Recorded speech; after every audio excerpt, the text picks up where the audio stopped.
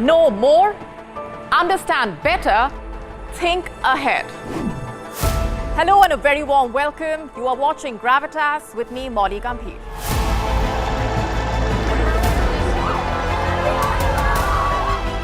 Get the facts, not the bombast. On the 26th of March, dynamic pricing, Baloch separatists, Gravitas cuts out the clutter. Gravitas keeps calm when others scream. Gravitas brings news to life.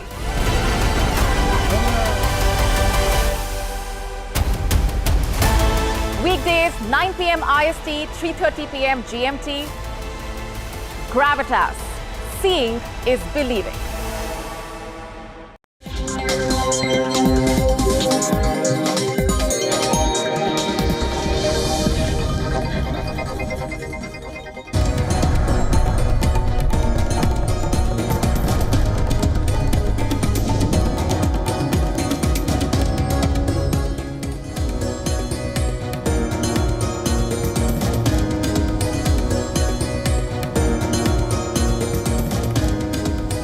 Good morning, Asia. Good evening, America. You're watching World DNA with me, Raisha Saigal.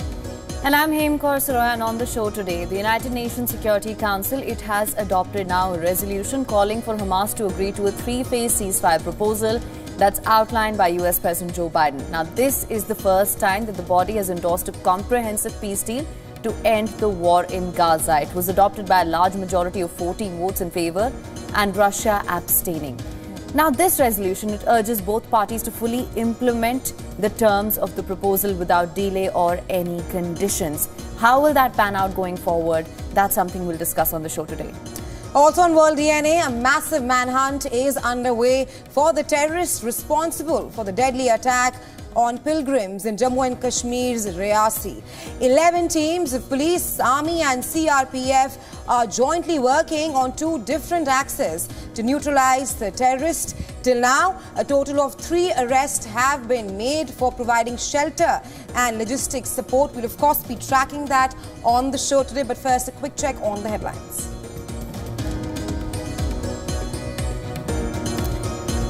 After 248 days of the Gaza war, the United Nations Security Council adopts a US-drafted resolution supporting a ceasefire plan in Gaza. The resolution says that Israel has accepted the truce plan and calls upon Hamas to accept it.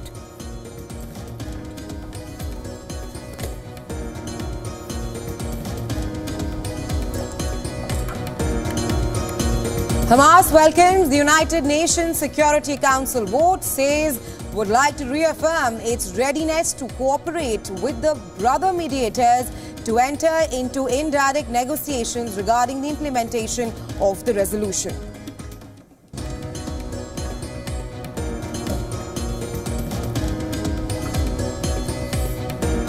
Jury deliberations begin in the trial of Hunter Biden on federal gun charges, a historic first criminal prosecution of the child of a sitting US president.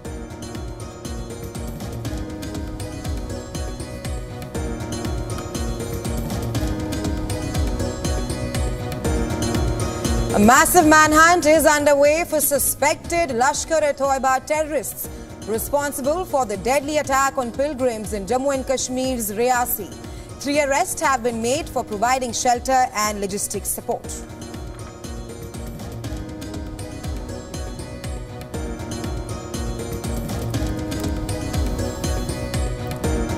Malawi's president says he is sparing no resources in search for missing military aircraft carrying the country's vice president, Sualos Chilima. Plane carrying 51-year-old Chilima had 9 others which went missing after it failed to land due to bad weather.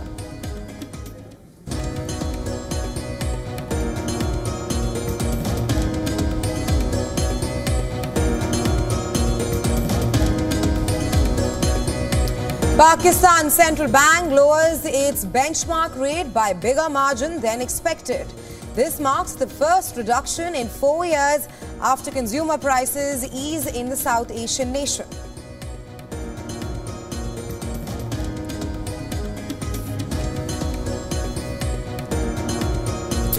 Yannick Sinner says it is a dream come true to become world number one on the ATP Tour. The 22-year-old is the first man or woman from Italy to reach the pinnacle of the tennis world.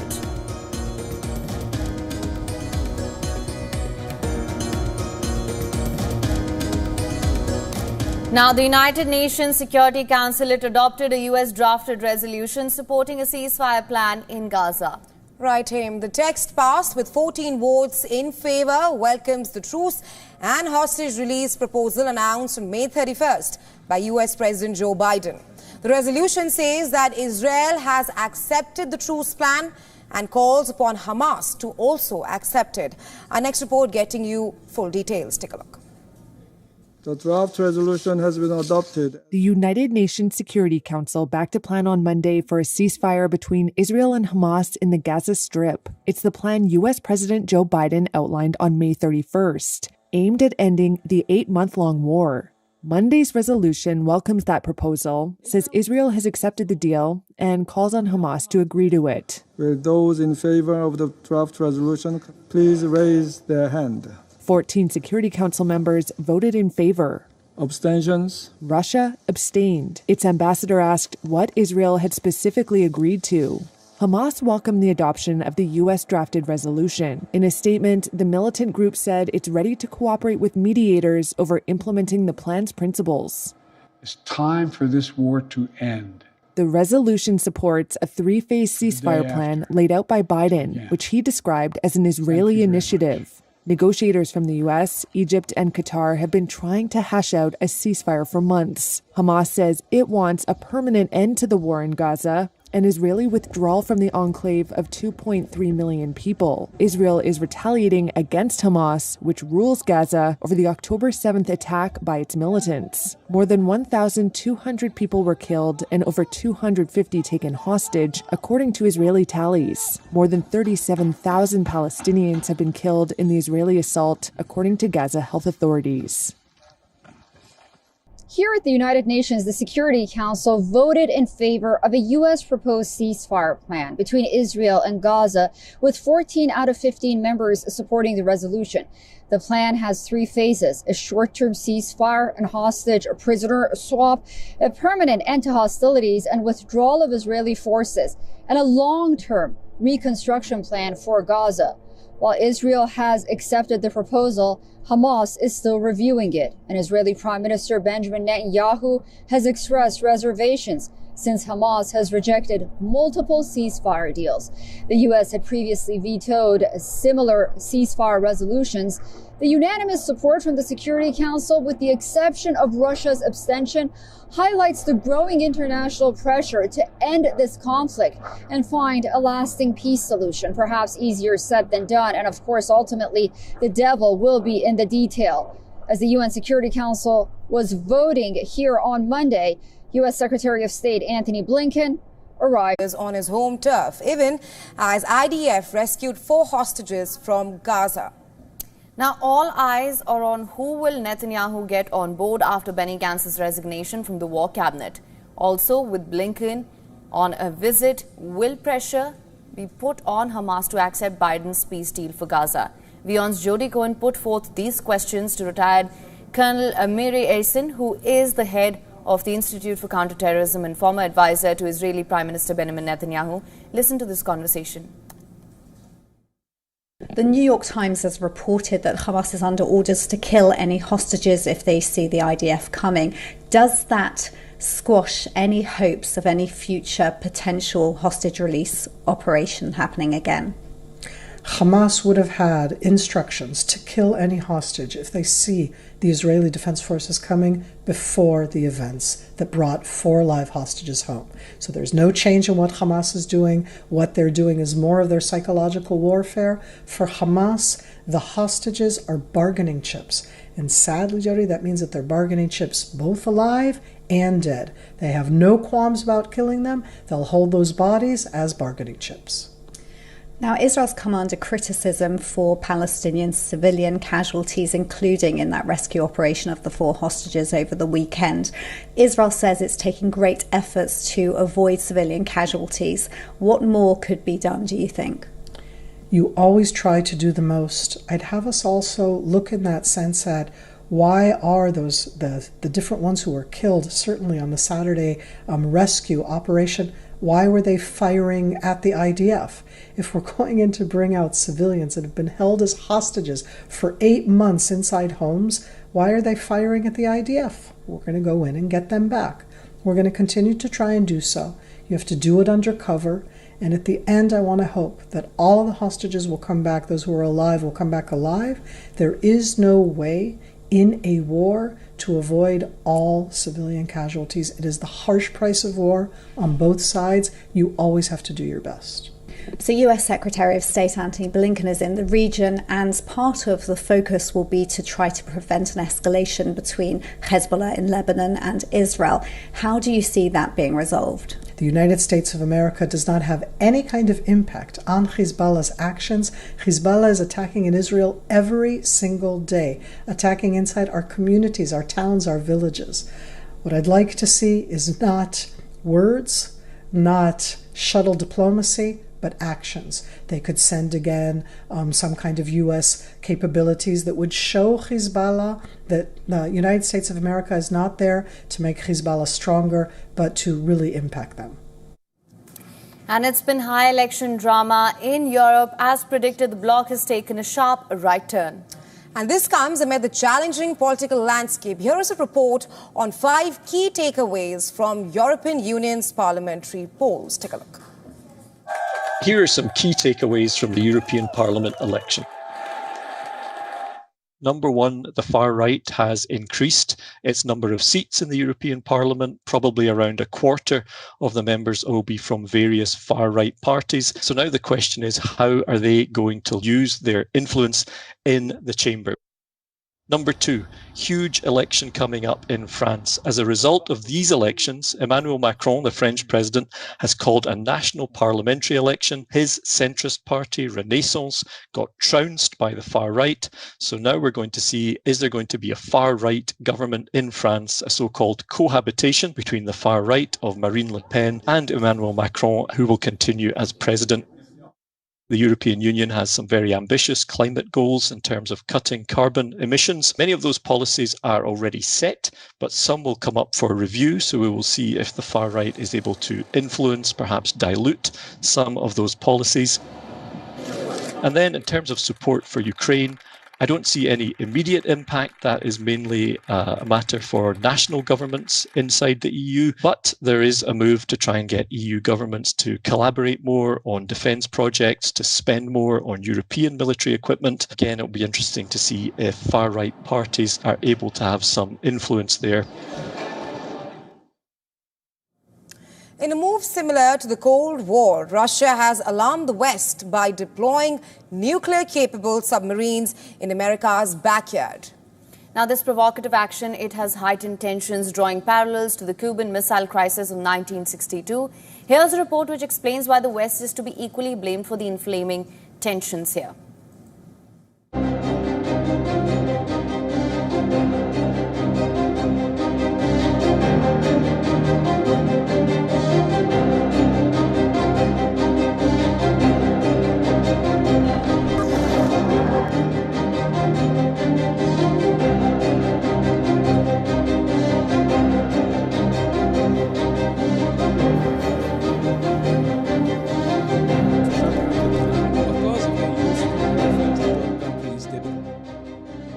The world watched in horror as the Cuban Missile Crisis nearly plunged the planet into nuclear war in 1962.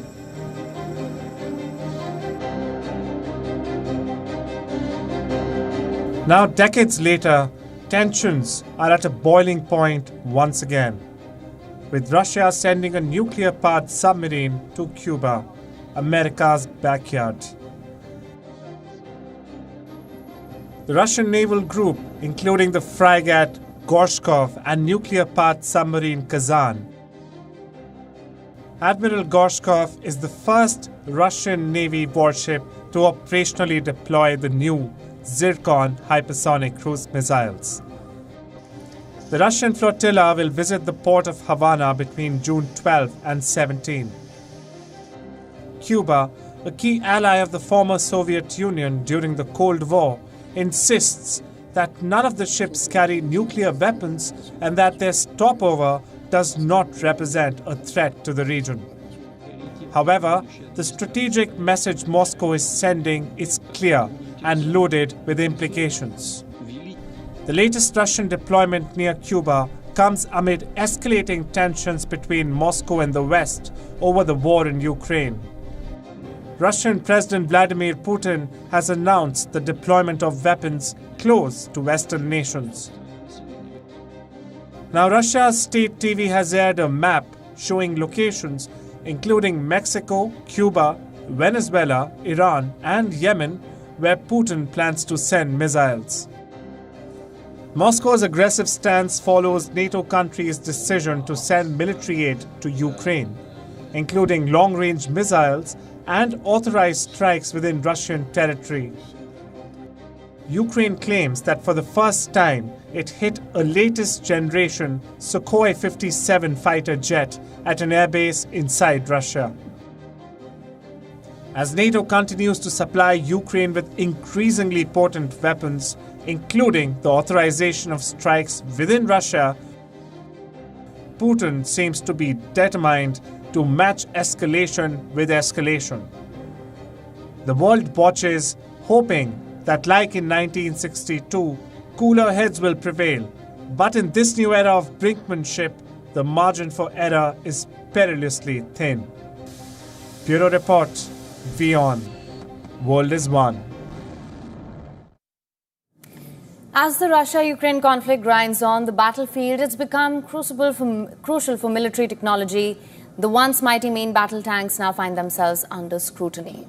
Right, Tim, forcing a global rethink in armored warfare strategy.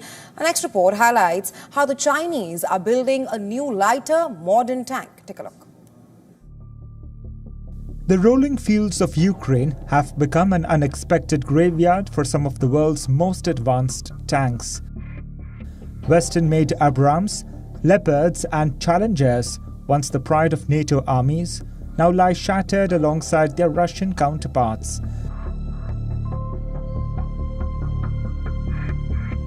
Some of these Western tanks were also displayed at war trophies by Russia in Moscow. The grinding war exposes critical vulnerabilities in these armored behemoths. Reports suggest Russia has lost over 2,900 tanks, with Ukrainian claims pushing that figure beyond 7,000. The cause?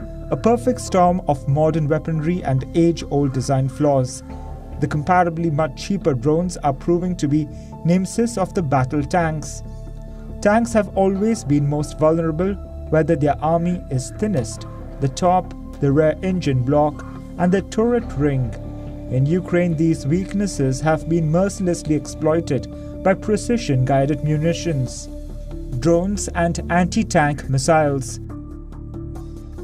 China's state media showcased its new generation tanks, which are lighter and more maneuverable, prioritizing long-range combat and acting as command centers for drone swarms.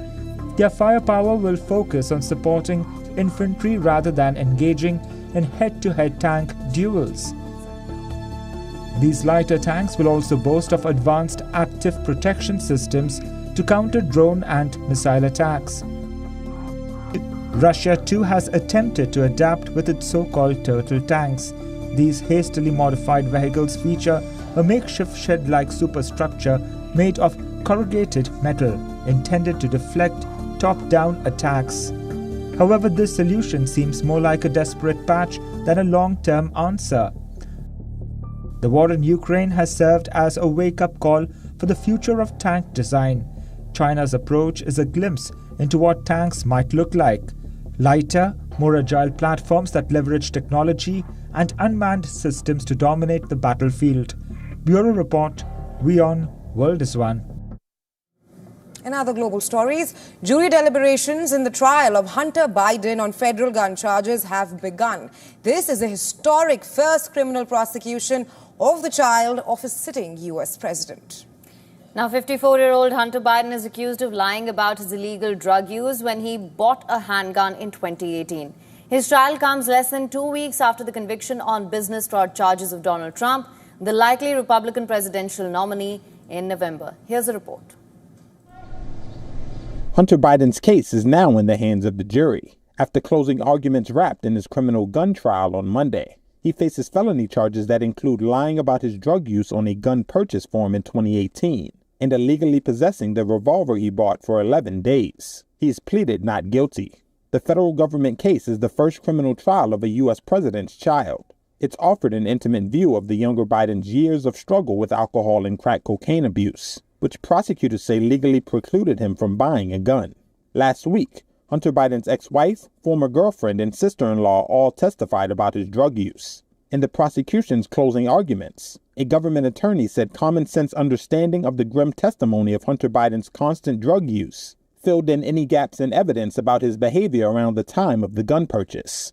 The defense, meanwhile, compared the government's case to the work of a magician who focuses attention on drug use for months or years before the gun purchase to create the illusion Hunter Biden was a user of crack cocaine when he bought the gun. The sentencing guidelines for the charges against Biden are 15 to 21 months, but legal experts say defendants in cases similar to his often get shorter sentences and are less likely to be incarcerated if they abide by the terms of their pre-trial release. And in Nigeria, at least 50 people have been killed and an unspecified number kidnapped, including women and children. This after gunmen attacked the village in Iyagoji in northwest Nigeria. Eyewitnesses say that the town has turned into a death zone and that almost every house in the village has fallen victim to this attack. Now, sitting on the dividing line between Nigeria's mostly Muslim north and predominantly Christian south, the country often sees violence sparked by disputes between nomadic herders and pastoral farmers. Climate change has contributed to escalating tensions over grazing land, water access and other resources such as the state's metal reserves. Parts of central Nigeria have also been terrorized by heavily armed gangs that loot villages and carry out mass kidnappings for ransom. A year after President Bola Tinubu came to power, promising to end widespread insecurity, attacks in the northwest by armed gangs, often referred to as bandits, have become almost routine, with officials seemingly powerless to stop them.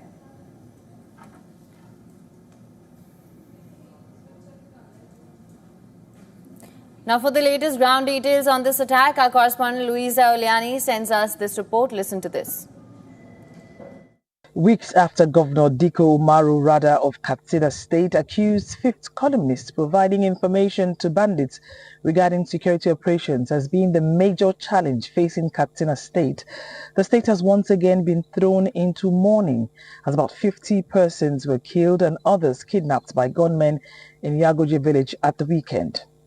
Banditry in Katsina State was an offshoot of armed robbery and cattle rustling, which worsened in 2015, leading to the launch of several military operations took up the menace.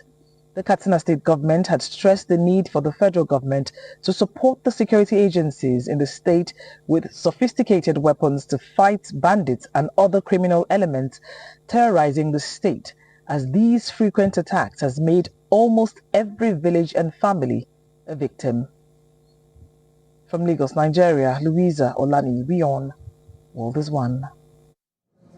Aircraft carrying Malawi's Vice President, Saulus Klaus Chilima, has gone missing right now. Search and rescue operations are on to find the aircraft. Chilima and 9 others were aboard the military aircraft that left capital city at 9:17 local time. The plane was scheduled to land at Mzuzu Airport at 10:02 a.m. However, it was unable to land at the airport due to poor visibility and was ordered to return to the capital. The officials say it went off radar. All efforts to establish contact with the aircraft has failed ever since. The search area is concentrated around a 10-kilometer radius in a forest reserve. In a televised address to the nation, President Lazarus said that the search and rescue operations will continue until the plane is found. I know that some media outlets have reported that the search and rescue operations has been suspended, but this is false. MDF soldiers are still on the ground carrying out the search, and I have given strict orders that the operation should continue until the plane is found. Meanwhile, Malawi is reaching out to neighboring countries and the United States, Britain, Norway and Israeli government for support in the rescue efforts. Chilima is a potential candidate in next year's presidential election.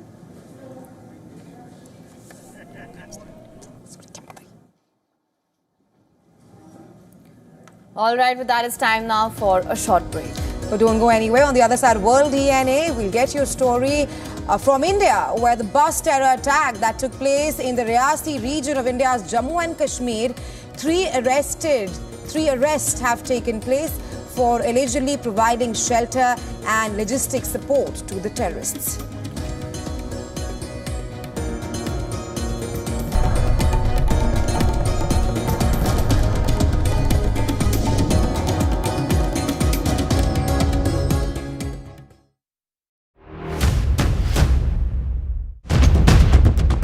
Economic turmoil and global unrest have cast a shadow over President Joe Biden's approval ratings. The rockets are continuing to be fired by Hamas in Gaza, although at a slower rate than previously. So, right now, we are with the volunteers from the Aleppo municipality. They are still trying to go to the rescue for the people they can find out. India has emerged as a major diplomatic force at the world stage. The rising cost of living in Nigeria continues to impact citizens from all walks of life. The citizens of Gujarat witnessed a mega roadshow here in the city of Ahmedabad. China is South Africa's largest trading partner for 134 years straight. A domestic aircraft carrying 72 people on board crashed in Pokhara city in central Nepal.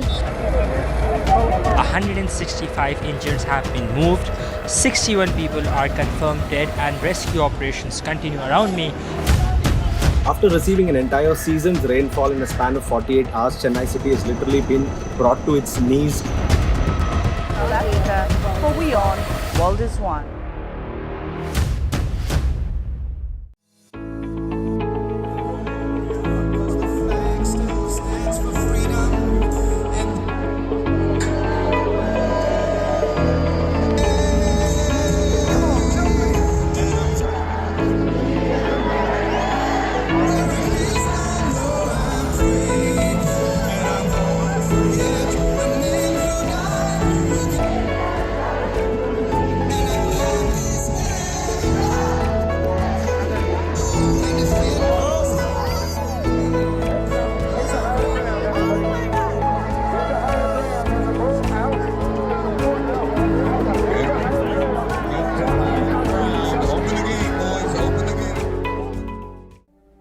Namaste. Hello friends. We did Dr. Subhash Chandra show, popularly known as DSC show, for 4 years, from August 2014 to August 2018. 28 states of Bharat. Of course, we reached out to all of you in 190 countries across the world. The show was very successful. Each episode was being watched by almost 25 million people every week. For past 6 years, the demand of the show has never died down. People write to us, people ask for the show to restart again. Hence, we are beginning the show once again on All Z Network, also on WION, which is the global network channel from India. Again, thank you for your love and affection. See you soon at Subhash Chandra Show.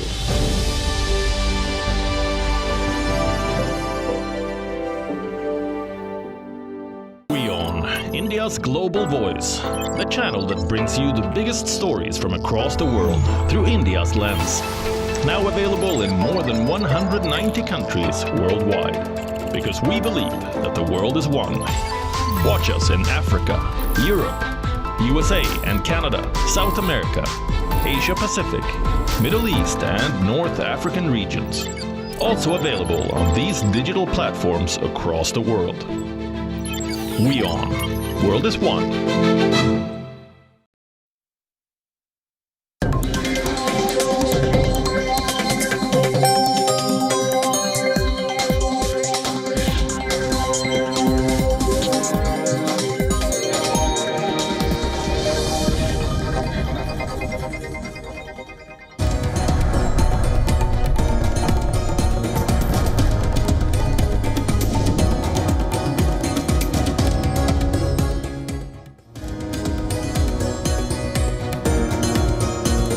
Welcome back to World DNA. Thank you so much for staying with us. Lots lined up for you on this side of the show as well. Let's start by looking at the headlines first.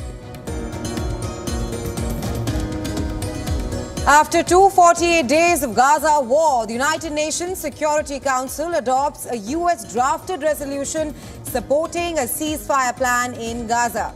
The resolution says Israel has accepted the truce plan and calls upon Hamas to also accept it.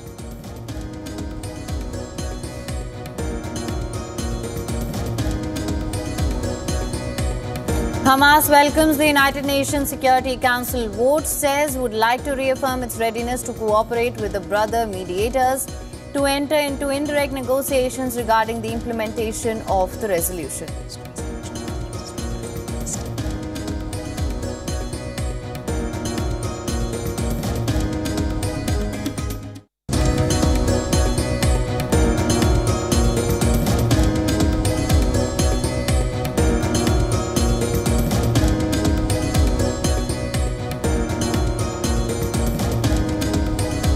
Jury deliberations begin in the trial of Hunter Biden on federal gun charges, a historic first criminal prosecution of the child of a sitting US president.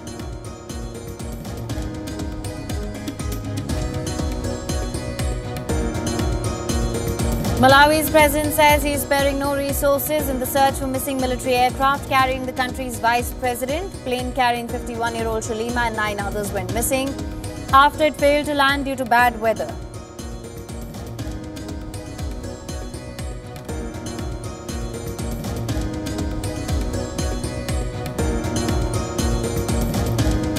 Pakistan's central bank lowers its benchmark rate by a bigger margin than expected. This marks the first reduction in 4 years after consumer prices eased in the South Asian nation.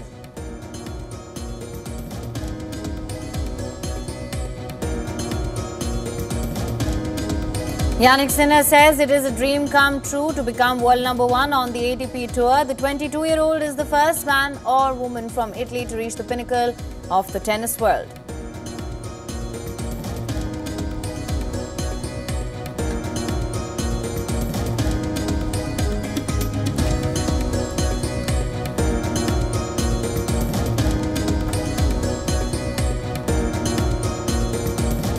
Now, the suspense over portfolio allocation for India's newly elected government has finally been put to rest.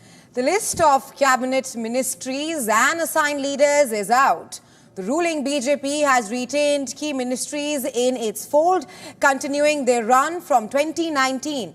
BJP heavyweights have retained the top 5 ministries. Amit Shah continues his run as the Home Minister. Rajnath Singh will continue as India's Defence Minister. Nirmala Sitharaman has been retained as the Finance Minister. Dr. S. Jaishankar heads India's Foreign Ministry for another term. And lastly, Nitin Gadkari will continue to be at the helm of affairs for the Road Transport and Highways Ministry.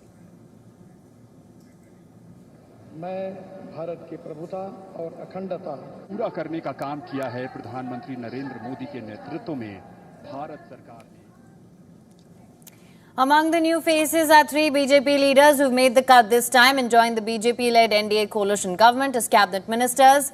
On the list is former Haryana Chief Minister Manohar Lal Khattar, who has been assigned 2 ministries, the Housing and Urban Affairs Ministry and the Power Ministry. Well, next up is former Madhya Pradesh Chief Minister Shivraj Singh Chauhan, who has now been handed the Agriculture and Rural Ministry. Third is senior BJP leader and outgoing party president JP Nadda, who has been given the reins of the Health Ministry. Well, the list has been released just moments after a cabinet meeting at Prime Minister Modi's residence yesterday. The BJP seeks to create a delicate balance of power after losing clear majority in the Lok Sabha elections and forming a government with crucial support from alliance partners. Well, the new cabinet includes 61 ministers from the BJP and 11 from the allies on whom this government depends heavily. 30 of the 72 ministers sworn in on Sunday are cabinet ministers, 5 independent charge and 36 ministers of state. Narendra Modi took the reins in 2014 after the Bharatiya Janata Party won clear majority in the Lok Sabha elections 10 years ago. In 2019 general elections, the BJP once again swept the mandate, with Modi becoming Prime Minister for a second time. And now Prime Minister Modi has equalled the record of India's first Prime Minister Jawaharlal Nehru, becoming only the second person after the Congress statesman to become India's Prime Minister for 3 consecutive terms.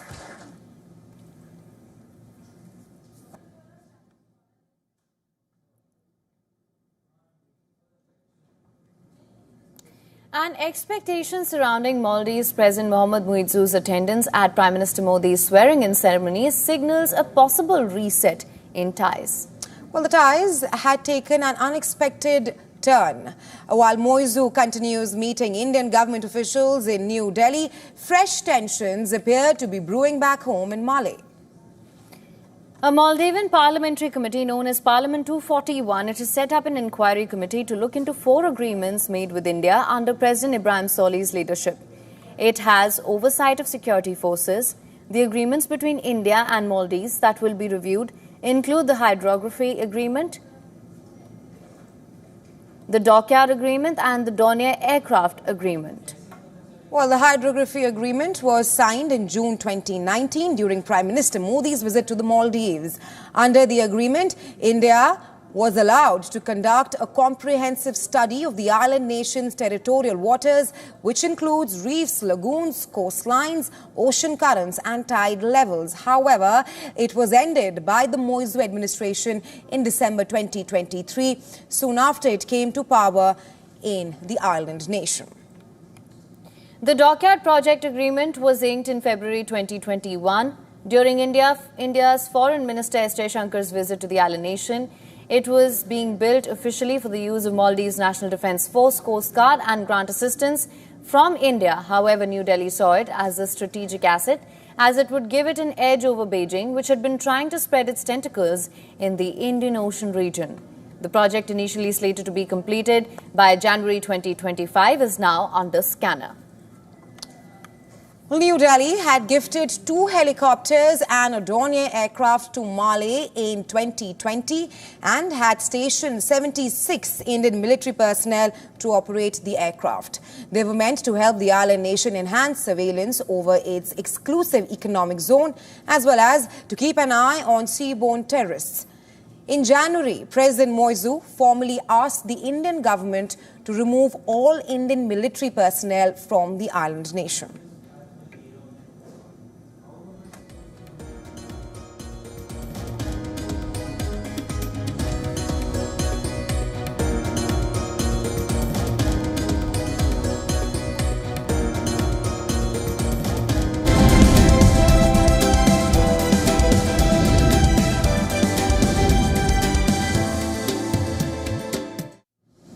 And now to the world of business. China's property market struggles with a slew of unsold homes. The government has unveiled a $41 billion plan to convert them into affordable housing. But will it be enough to revive the ailing sector? That's the question. Take a look at our next report to see this.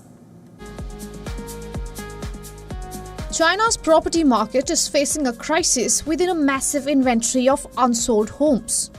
To address this, the government announced a plan to invest $41 billion to create affordable housing. Local state-owned enterprises will be responsible for purchasing these unsold homes at a discount and converting them into affordable housing options. However, the success of this plan depends on several factors. Analysts believe significant discount of up to 50% might be needed for state-owned enterprises to turn a profit, considering the typical price range for affordable housing. While the plan aims to tackle both unsold homes and the need for affordable housing, some developers remain cautious. A key concern is whether the offered purchase price will be enough to cover the existing debt on these properties. There's also uncertainty about whether they can use the proceeds to repay outstanding loans or if they will be directed towards completing unfinished projects. This isn't the first attempt by the government to intervene in the housing market. In February of 2023, a $100 billion program was launched for local governments to buy unsold homes, but it saw minimal utilization. Banks are also expressing caution due to the potential risk of low returns on loans provided to state-owned enterprises for these purchases. Despite these challenges, the central government's recent stimulus package, including lower down payments and relaxed mortgage rates, has shown positive signs with increased interest in top-tier cities. However, it remains to be seen if this latest plan can effectively address the broader issues in China's property market. Bureau Report, WION World is One. All right, now we look at the reversal in oil's lower trend since April. Oil rose in early Asia trading after registering the biggest rise in 4 months on Monday. And this comes ahead of an OPEC report on supply and demand. U.S. crude climbed above $78 a barrel after surging 2.9% in the previous session. Benchmark Brent closed nearly $82. The monthly OPEC report is due later on Tuesday.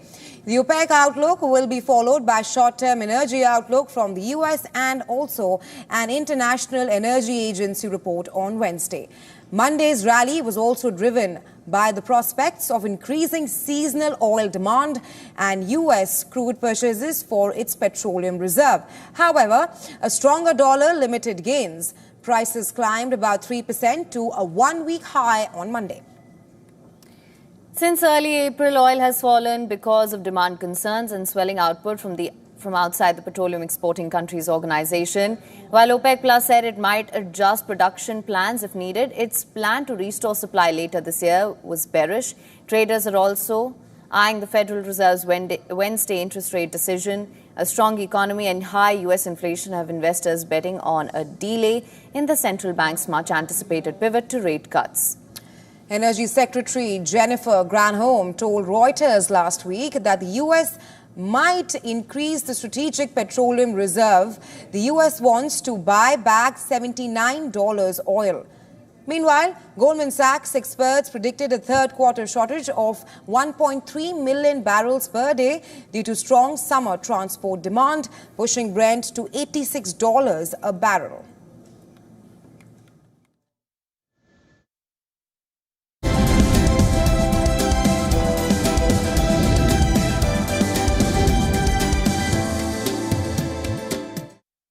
Let's now take a look at all the news from the world of technology. Well, every moment counts in Australia's wildfire-prone forests to detect and avert a possible disaster. For decades, detecting a bush or forest fire meant going up a tower and using binoculars for hours. But now, AI and surveillance cameras are being used in South Tasmania to monitor the forest around a fire tower. With the climate becoming drier every year, using AI could become the new normal here.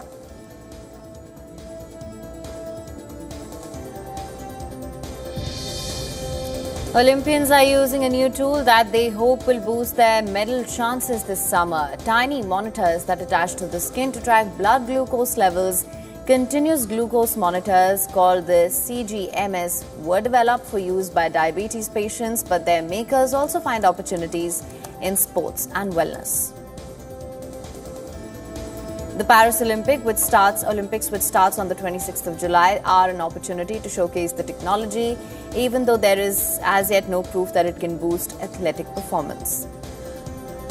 Facebook owner Meta Platforms is building AI technology specifically for Europe that reflects different kinds of culture and landscape. Meta will train its large language models using content that people in the European Union have chosen to share publicly on its platforms such as Instagram and Facebook. The company used public Facebook and Instagram posts to train parts of its new Meta AI virtual assistant. It excluded private posts shared only with family and friends to respect consumers' privacy.